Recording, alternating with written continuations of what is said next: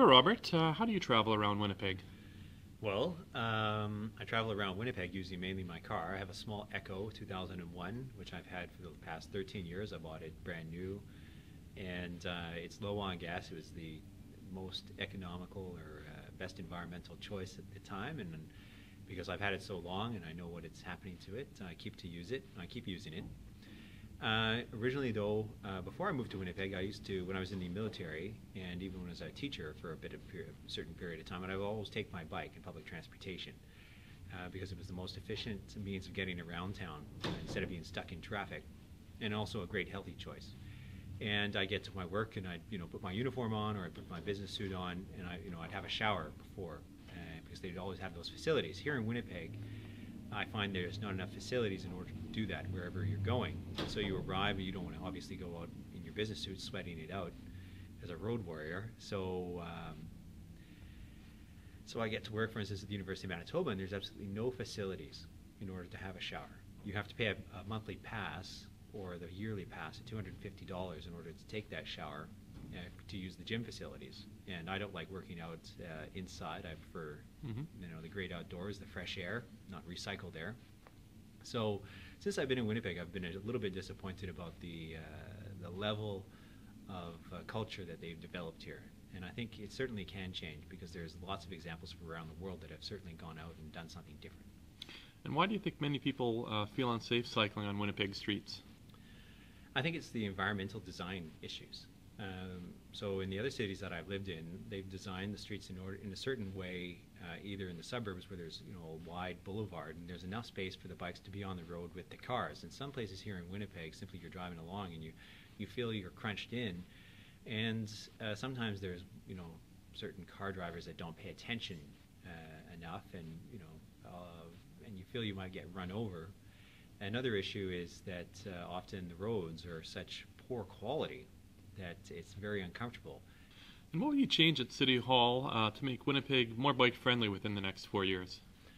Oh, well, I think just that, ensuring that the existing infrastructure is maintained, trying to encourage people in the suburbs that it's actually a good activity to be doing, and so actually setting up certain barriers between car traffic and normal traffic, but at a cost-effective way, whether it's like a large cinder block or bollards, as they're called in English, which is essentially a plastic tube attached to the ground or asphyxiated to the ground, and if the car hits it, they're going to have a little bit of damage, so they're more wary of actually getting too close, and there's more of a division.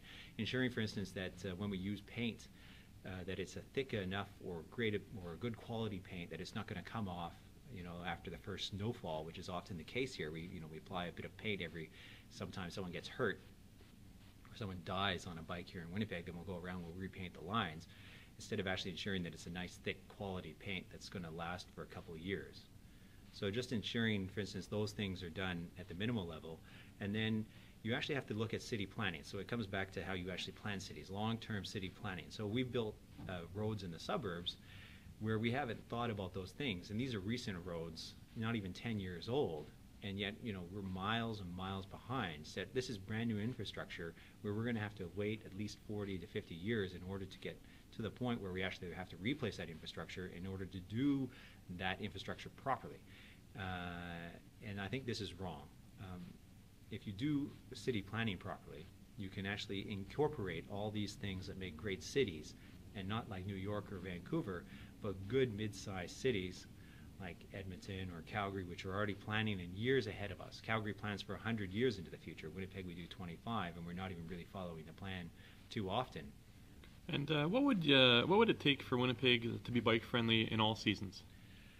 A mentality change, I think, of the population. I think you have to start with the summer aspect, and you also have to increase density in the downtown core, and this is why I have a land value tax that I want to put in place to tax those surface parking lots, because I want to see more residential units downtown.